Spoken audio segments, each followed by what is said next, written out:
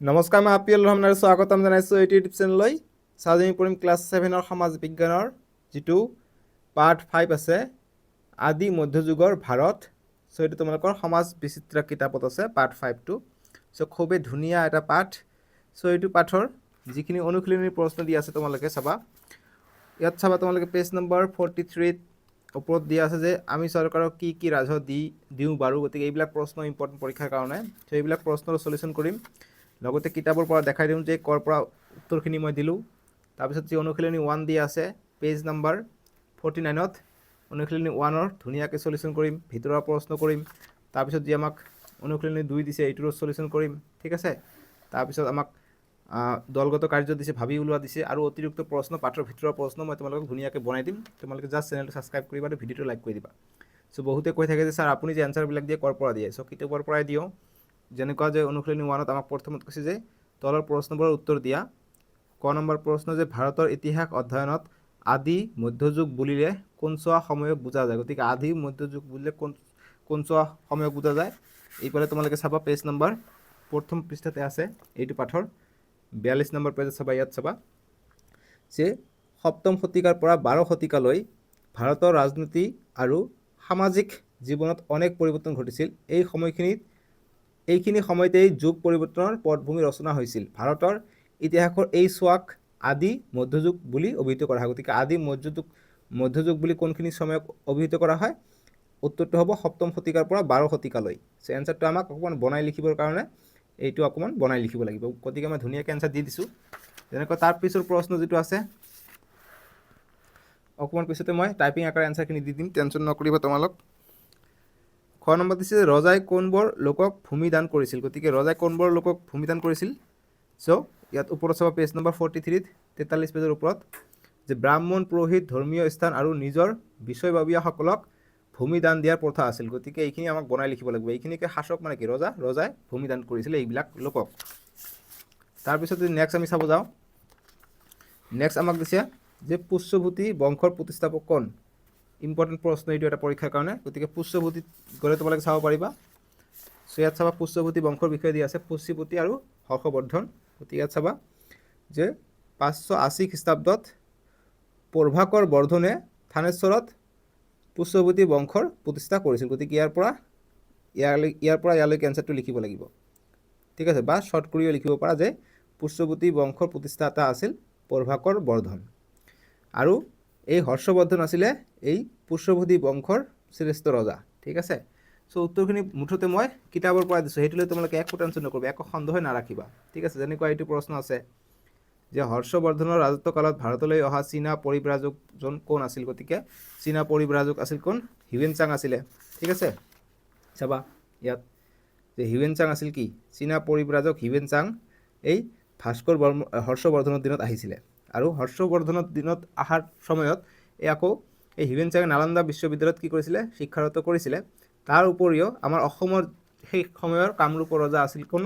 ভাস্কৰ বৰ্মন। ভাস্কৰ বৰ্মন আকৌ নিমন্ত্ৰণ কৰিছিলে হিউৱেন চাঙক, আৰু হিউৱেন চাঙে অসমলৈ আহিছিল কাৰ দিনত? ভাস্কৰ বৰ্মনৰ দিনত। এইটো প্ৰশ্ন খুবেই এটা ইম্পৰ্টেণ্ট, ঠিক আছে।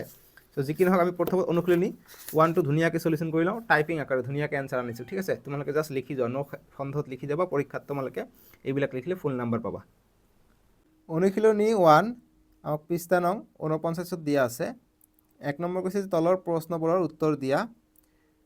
ক নম্বৰ প্ৰশ্ন দিছে যে ভাৰতৰ ইতিহাস অধ্যয়নত আদি মধ্যযুগ বুলিলে কোনচোৱা সময়ক বুজা যায়। চ' অলৰেডি মই কিতাপৰ পৰা দেখাই দিছোঁ। চ' উত্তৰটো লিখিবা যে ভাৰতৰ ইতিহাস অধ্যয়নত আদি মধ্যযুগ বুলিলে 7ম শতিকাৰ পৰা 12 শতিকাক বুজা যায়, ঠিক আছে। এতিয়া খ নম্বৰ প্ৰশ্নটো দিছে যে ৰজাই কোনবোৰ লোকক ভূমি দান কৰিছিল। চ' ৰজাই কোনবোৰ লোকক ভূমি দান কৰিছিল? আমি উত্তৰ কৰিম যে ৰজাই ব্ৰাহ্মণ, পুৰোহিত আৰু মন্দিৰবোৰক ভূমিদান দিয়াৰ লগতে কৃষিজীৱী কৈৱৰ্তসকলকো ভূমিদান কৰিছিল। তাৰপিছত গ নম্বৰ প্ৰশ্ন যে পুষ্যভূতি বংশৰ প্ৰতিষ্ঠাপক কোন? এইটো প্ৰশ্ন ইম্পৰ্টেণ্ট। আমি উত্তৰ কৰিম প্ৰভাকৰ বৰ্ধনে পুষ্যভূতি বংশৰ প্ৰতিষ্ঠা কৰিছিল। গতিকে প্ৰভাকৰ বৰ্মন আছিলে পুষ্যভূতি বংশৰ প্ৰতিষ্ঠাপক। এতিয়া নেক্সট ঘ নম্বৰ প্ৰশ্ন দিছে যে হৰ্ষবৰ্ধনৰ ৰাজত্বকালত ভাৰতলৈ অহা চীনা পৰিব্ৰাজকজন কোন আছিল? আমি উত্তৰ কৰিম হৰ্ষবৰ্ধনৰ ৰাজত্বকালত ভাৰতলৈ অহা চীনা পৰিব্ৰাজকজন আছিল পৰিব্ৰাজক হিউৱেনচাং। আৰু হিউৱেনচাং কিন্তু অসমতো ভ্ৰমণ কৰিছিলে ভাস্কৰ বৰ্মনৰ দিনত। ঠিক আছে। 2 নম্বৰ প্ৰশ্ন যে সাহিত্য আৰু ধৰ্মীয় দিশত ৰাষ্ট্ৰকূটসকলৰ অৱদানৰ বিষয়ে লিখা। আমি উত্তৰ কৰিম যে ৰাষ্ট্ৰকূটসকলৰ শাসনকালত সংস্কৃত আৰু প্ৰাকৃত ভাষাই বিকাশ লাভ কৰিছিল। গতিকে ৰাষ্ট্ৰকূটসকলৰ অৱদান কি আছে সাহিত্য আৰু ধৰ্মীয় দিশত, সেইটো আমি এনচাৰ কৰি আছোঁ। তাৰপিছত লিখিম যে দক্ষিণ ভাৰতৰ বিভিন্ন স্থানত তেওঁলোকে বহু মন্দিৰ নিৰ্মাণ কৰিছিল।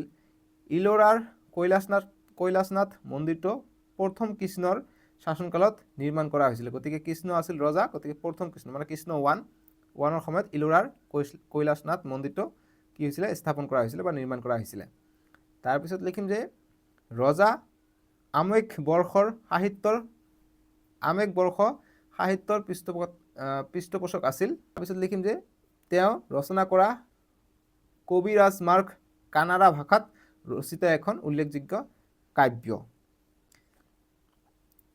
তাৰপিছত 3 নম্বৰ প্ৰশ্ন দিছে যে গুৰ্জৰ প্ৰতিহাৰকসকলৰ পতনৰ কাৰণবোৰ কি কি? গতিকে 2টা কাৰণ আছিলে পতনৰ। আমি উত্তৰটো কৰিম 2টা কাৰণ হয়, একচুৱেলি এটা কাৰণে আছে। আমি উত্তৰটো কৰিলে বুজি পাই যাবা যে উত্তৰ যে গুৰ্জৰ প্ৰতিহাৰকসকলৰ দ্বিতীয় ৰজা নাগভট্টৰ শাসনকালত গুৰ্জৰ প্ৰতিহাৰসকলে কনৌজলৈকে নিজৰ প্ৰভাৱ বিস্তাৰ কৰিবলৈ চেষ্টা কৰিছিল।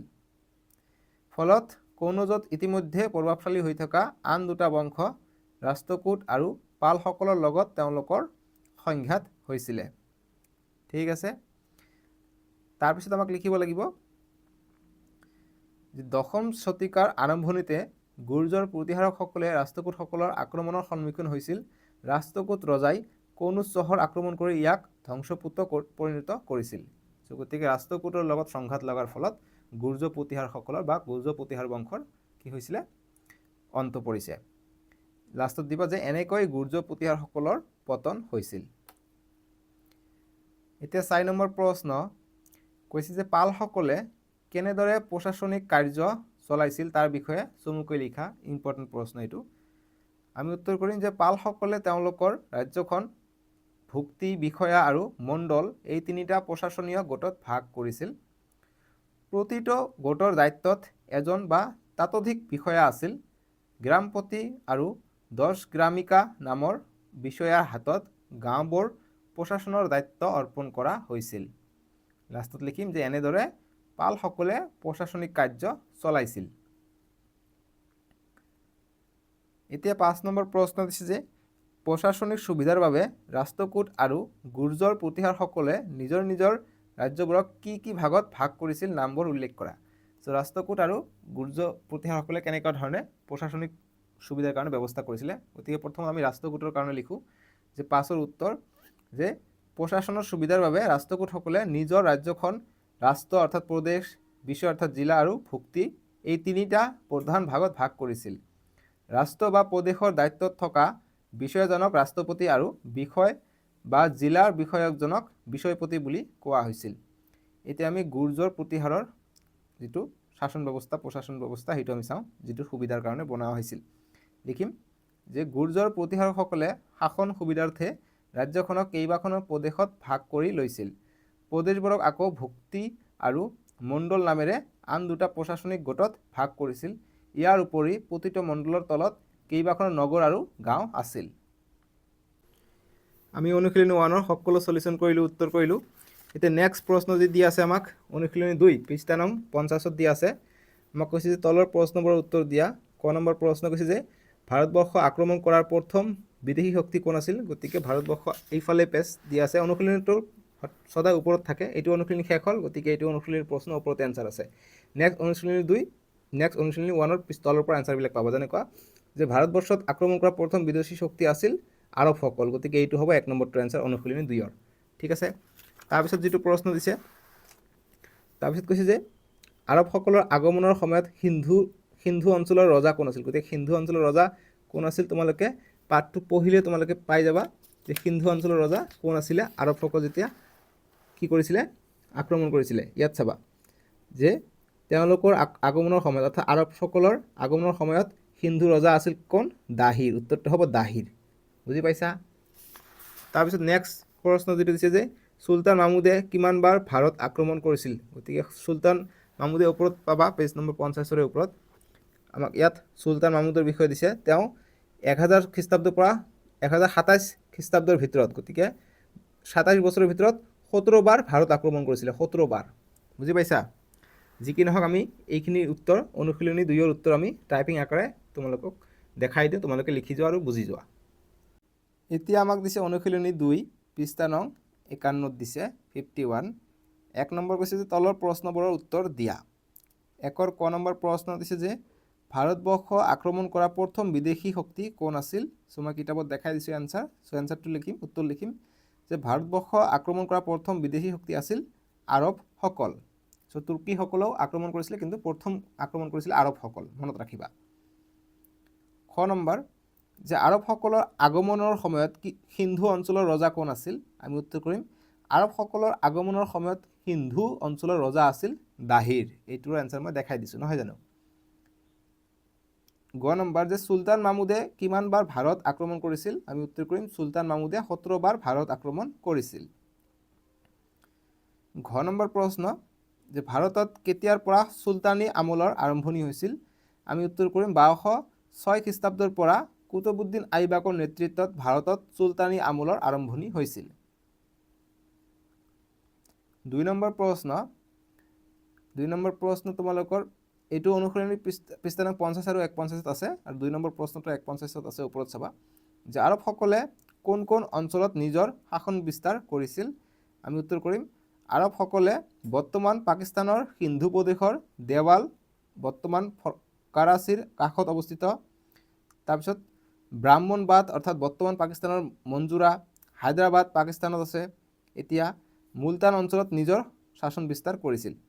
আগত পাকিস্তানটো ভাৰতৰে অন্তৰ্গত আছিলে, এতিয়াহে পাকিস্তান ভাগ হৈ গৈছে। ঠিক আছে, মানে আগত যেতিয়া বহুত আগত ভাগ হোৱা নাছিল তেতিয়া সেইকাৰণে বৰ্তমানৰ কথাটো উল্লেখ কৰিছে। বৰ্তমান এইবিলাক চব পাকিস্তানত আছে। ঠিক আছে, এতিয়া নেক্সট ইম্পৰ্টেণ্ট এটা প্ৰশ্ন 3 নম্বৰ যে তৰাইনৰ প্ৰথম আৰু দ্বিতীয় যুদ্ধ কেতিয়া আৰু কাৰ কাৰ মাজত সংঘটিত হৈছিল? আমি উত্তৰ কৰিম 1191 খ্ৰীষ্টাব্দত তৰাইনৰ প্ৰথম যুদ্ধ তুৰ্কীসকলৰ এটা ফৈদৰ ৰজা মহম্মদ ঘোৰী আৰু ৰাজপুতৰ ৰজা পৃথ্বীৰাজ চৌহানৰ লগত হৈছিল। এই যুদ্ধত মহম্মদ ঘোৰীৰ পৰাজয় হয়।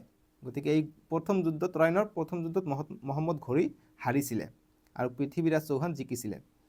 তাৰপিছত দ্বিতীয় যুদ্ধ লিখিম যে দ্বিতীয় যুদ্ধ 1 বছৰ পিছত অৰ্থাৎ 1992 খ্ৰীষ্টাব্দত আকৌ ৰজা মহম্মদ ঘোৰী আৰু ৰাজপুতৰ ৰজা পৃথ্বীৰাজ চৌহানৰ লগত হৈছিল, কিন্তু এইবাৰ ৰাজপুতসকলৰ পৰাজিত হয়, অৰ্থাৎ পৃথ্বীৰাজ চৌহানৰ এইবাৰ পৰাজিত হৈছিল আৰু মহম্মদ ঘোৰী জিকিছিলে এইবাৰ দ্বিতীয়বাৰ তৰাইনৰ যুদ্ধত। ঠিক আছে, তোমালোকে বুজি পাই আছে না সলিউশ্যনবোৰ, উত্তৰবোৰ?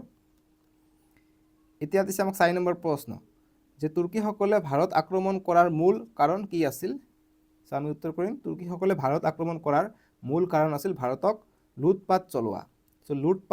লুটপাট ইয়াত বানাম তয় হ'ব। ঠিক আছে, কিতাপত তয় আছে, সেইকাৰণে তয় দিছোঁ। লুটপাট চলোৱাটো হৈছে তুৰ্কীসকলৰ মেইন কাম, কাৰণ ভাৰতত বহুতো বস্তু পোৱা গৈছিলে, খনিজ সম্পদ, খাদ্যৰ ভঁৰাল আছিল কাৰণে ভাৰতত বিদেশী শক্তি খুবেই আক্ৰমণ কৰিছিলে। ঠিক আছে, চ' অনুশীলনী 2ৰ 1ৰ ঘ আৰু এইফালে প্ৰশ্ন দিয়া আছিলে, সেইখিনিৰো আমি সমাধান কৰিলোঁ, উত্তৰ কৰিলোঁ 2, 3, 4 লৈ। এতিয়া আমাক দি আছে দলগত কাৰ্য। দলগত কাৰ্যত কৈছে যে আদি মধ্যযুগৰ শাসকসকলৰ অৱদানবোৰৰ বিষয়ে আলোচনা কৰা আৰু ভাবি উলিয়াই দিছে যে বিদেশী শক্তিবোৰে কিয় সঘনে ভাৰতত আক্ৰমণ চলাইছিল। গতিকে এইটোৰ প্ৰশ্ন কৰোঁ আৰু এক্সট্ৰা প্ৰশ্নৰ উত্তৰ আমি বা অতিৰিক্ত প্ৰশ্নৰ আমি উত্তৰ এতিয়া আমি কৰি লওঁ। কৰাৰ পিছত আকৌ চাবা, কিয়নো পাঠৰ ভিতৰৰ আমি সলিউশ্যন কৰিম। এতিয়া আমাক দিছে দলগত কাৰ্য পৃষ্ঠা নম্বৰ 150 দিছে যে আদি মধ্যযুগৰ শাসকসকলৰ অৱদানবোৰৰ বিষয়ে আলোচনা কৰা। আমি উত্তৰ কৰিম আদি মধ্যযুগৰ শাসকসকলৰ অৱদানবোৰৰ কথা ক'বলৈ গ'লে পালসকলৰ যথেষ্ট অৱদান আছিল। ভূমিকাটো কাটি দিবা যে পালসকলৰ যথেষ্ট অৱদান আছিল। তাৰপিছত লিখিবা যে তেওঁলোকৰ শাসনকালত বাংলা ভাষাৰ ভালেখিনি বিকাশ হৈছিল। তেওঁলোকে কেইবাটাও মন্দিৰ নিৰ্মাণ কৰিছিল। তেওঁলোকে বৌদ্ধ ধৰ্মৰো পৃষ্ঠপোষক আছিল। তাৰপিছত লিখিবা যে আৰু বহু বৌদ্ধ বিহাৰো নিৰ্মাণ কৰিছিল। পৰীক্ষাত বিক্ৰমশিলা বিশ্ববিদ্যালয় পাল ৰজা ধৰ্মপালে স্থাপন কৰিছিল। ঠিক আছে, এতিয়া আমাক নেক্সট দিছে যে ভাবি উলিওৱা প্ৰয়োজনত জ্যেষ্ঠজন বা শিক্ষকৰ সহায় ল'বা। আমাক প্ৰশ্নটো দিছে যে বিদেশী শক্তিবোৰে কিয় সঘনে ভাৰতত আক্ৰমণ চলাইছিল। কাৰণ ভাৰতত বহুতো বস্তু পোৱা গৈছিলে, খনিজ সম্পদ আৰু ভাৰতৰ মাটি পলসুৱা, ইয়াত কৃষি ভাল হয়, সেইকাৰণে বিদেশী শক্তি ভাৰতক দখল কৰিব চেষ্টা কৰিছিলে, সেইকাৰণে বাৰে বাৰে সঘনে আক্ৰমণ কৰিছিলে। চ' আমি উত্তৰটো কৰিম এনেদৰে যে ভাৰতবৰ্ষত থকা খনিজ সম্পদৰ ভাণ্ডাৰ, বিভিন্ন প্ৰাকৃতিক সম্পদ লুটপাট চলোৱাৰ বাবে বিদেশী শক্তিবোৰে সঘনে ভাৰতত আক্ৰমণ চলাইছিল। এতিয়া আমাক দিছে পাঠৰ অতিৰিক্ত প্ৰশ্ন উত্তৰ, গতিকে পাঠৰ অতিৰিক্ত প্ৰশ্ন উত্তৰখিনি আমি চাম। মই এইখিনি বনাই দিছোঁ পাঠৰ ভিতৰৰ প্ৰশ্ন হিচাপে। যেনেকৈ 1 নম্বৰ প্ৰশ্ন যে প্ৰাচীন যুগৰ একেখন শক্তিশালী ৰাজ্য কিয় পতনমুখী হ'ব ধৰিছিল। কাৰণ চবকে ভূমি দিয়া অধিকাৰ দিছিল তেতিয়া ভূমি পোৱাসকলে ৰজাক দাম নিদিয়া হৈছিলে। ঠিক আছে, চ' উত্তৰটো আমি কৰিম যে পঞ্চম শতিকামানত আৰম্ভ হোৱা ভূমিদান প্ৰক্ৰিয়াৰ ফলত ক্ৰমান্বয়ে 7ম শতিকামানলৈ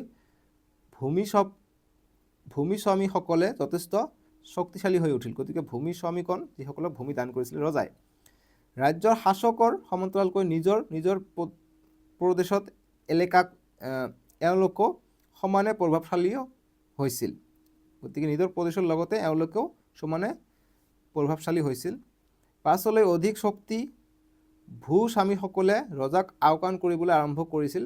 প্ৰাচীন যুগৰ একেখন শক্তিশালী ৰাজ্য ইয়াৰ ফলত পতনমুখী হ'ব ধৰিছিল। এতিয়া 2 নম্বৰ প্ৰশ্ন যে কাৰ শাসনকালত হিউৱেন-চাং অসমলৈ আহিছিল। আমি উত্তৰটো কৰিম কামৰূপৰ ৰজা ভাস্কৰ বৰ্মনৰ দিনত হিউৱেন-চাং অসমলৈ আহিছিল।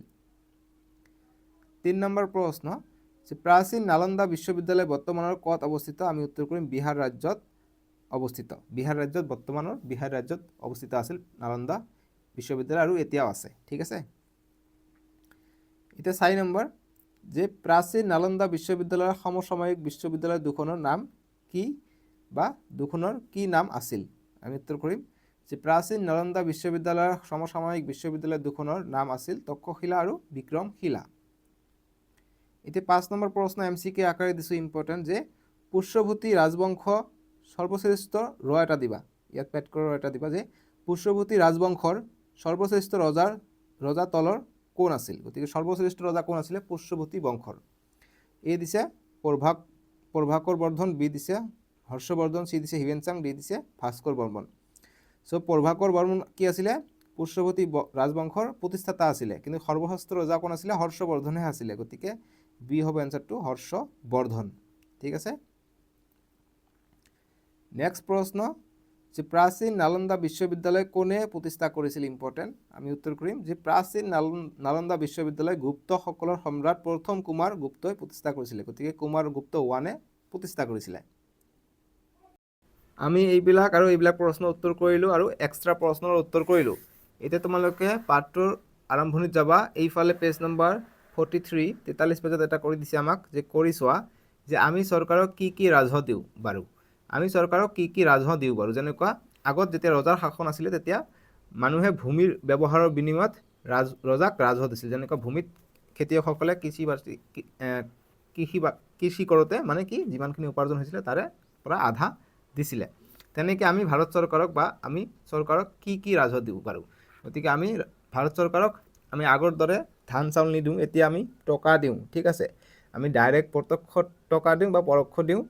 পৰোক্ষ কেনেকৈ, আমি কিবা এটা বস্তু ল'লোঁ, ধৰি লোৱা আমি চাউল 1 কেজি কিনি আনিলোঁ, গতিকে চাউল বা ধৰি লোৱা বেলেগ বস্তু, ধৰি লোৱা আমি পেকেটিং বস্তুত সুবিধা হয় আমাৰ, তাতে লিখা থাকে এপেকেট বিস্কুট লৈ আহিলোঁ 20 টকা, গতিকে 20 টকাত GST লগোৱা থাকে। গতিকে গুডছ এণ্ড ছাৰ্ভিচ টেক্স মানে হৈছে কৰ মানে হৈছে ৰাজহ।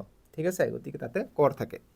চ' যি কি নহওক আমি এইটোৰ এনচাৰটো কৰিব লাগিব যে উত্তৰ কৰিবা যে আমি চৰকাৰক প্ৰত্যক্ষ আৰু পৰোক্ষভাৱে ৰাজহ দিওঁ।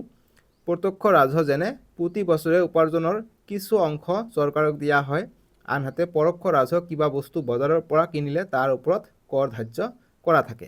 ঠিক আছে, এতিয়া নেক্সট তোমালোকে চাবা পেজ নম্বৰ 45ত দিয়া আছে আমাক কৰি চোৱা বুলি কৈছে। আমাক কৈছে যে হৰ্ষবৰ্ধনৰ সময়ৰ মুদ্ৰাবোৰ কিহেৰে নিৰ্মিত হৈছিল। এই মুদ্ৰাবোৰৰ যিকোনো এটা বৈশিষ্ট্য বিষয়ে লিখা। গতিকে হৰ্ষবৰ্ধনৰ সময়ত এইবিলাক মুদ্ৰা প্ৰচলিত হৈছিলে। এইবিলাক সোণ আৰু ৰূপেৰে নিৰ্মিত আছিলে।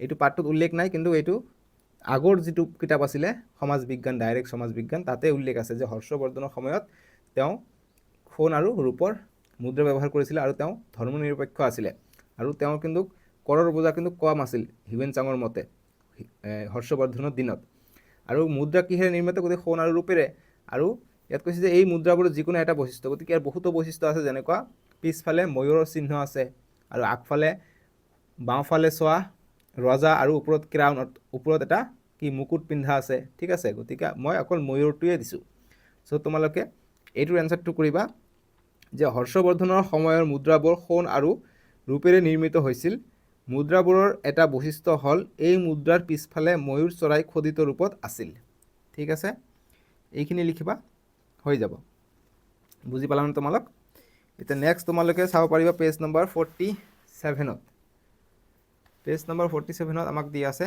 ভাবি চোৱা কৈছে যে ৰজাসকলে মন্দিৰৰ লগতে ব্ৰাহ্মণ পুৰোহিত আৰু কৈৱৰ্তসকলক কিয় ভূমি দান কৰিছিল গতিকে ৰজাসকলে মন্দিৰত ভূমি দান কৰিছিল ঠিক আছে যে দেৱতাৰ উপাসনা কৰাৰ কাৰণে কিন্তু ব্ৰাহ্মণ পুৰোহিতক কিয় দান কৰিব লাগে বা কৰ্তব্যসকলক কিয় দান কৰিছিলে যিসকলে ৰজাৰ লগত কাম কৰিছিলে কৰ্তব্যসকল চ' গতিকে কিয় দান কৰিছিল যাতে তেওঁলোক অকণমান স্বাৱলম্বী হয় আৰু এই স্বাৱলম্বী হোৱাৰ ফলত কিন্তু পিছলৈ এই ৰজাবিলাকৰ বহুতো বিপদ আহিছিলে তেওঁলোক ধনী হৈ গ'লে আমাৰ সমাজত কি যদি কোনো চৰকাৰ থাকে সেইটো চৰকাৰৰ যিবিলাক নেতা পালি নেতা থাকে এইবিলাকৰ যেতিয়া টকা পইচা হৈ যায় সেইটো চৰকাৰক দামেই নিদিয়া হৈ যায় তেনেকুৱা কথা ঠিক আছে গতিকে আগৰ দিনতো তেনেকুৱা হৈছিলে চ' যি কি নহওক এইটোৰ এনচাৰটো তোমালোকে লিখিবা উত্তৰ যে ৰজাসকলে ব্ৰাহ্মণ পুৰোহিত আৰু কৈৱৰ্তসকলক ভূমি দান কৰিছিল যাতে ৰাজ্যত তেওঁলোক ধনী হয় আৰু সাধাৰণ মানুহতকৈ তেওঁলোক ভাল পৰিস্থিতিত থাকে আৰু ৰাজ্যখন সুচাৰুৰূপে পৰিচালনা হয় কাৰণ তেওঁলোকে কি কৰিছিলে চোৰ ডকাইত কৰিছিলে সেইবিলাকৰ বিচাৰ কৰিছিলে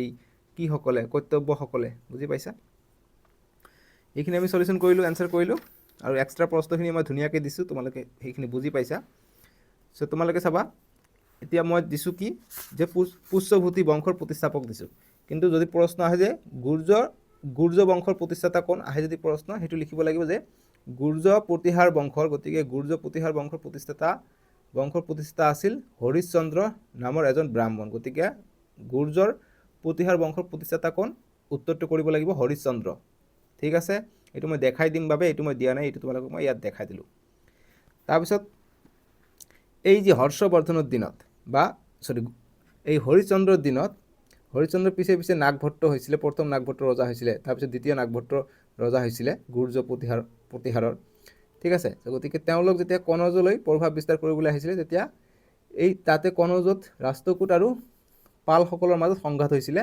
গুৰ্জ প্ৰতিহাৰসকলৰ এইটো ইম্পৰ্টেণ্ট এটা বস্তু ঠিক আছে এতিয়া আৰু নেক্সট তেনেকুৱা নাই ইয়াত ধাৰণা চিত্ৰ দি আছে কনচেপ্ট মেপ দি আছে পেজ নম্বৰ 51 51 পেজত দেখাই দিওঁ পেজ নম্বৰটো দেখাই দিলে তোমালোকৰ সুবিধা হয় নহয় জানো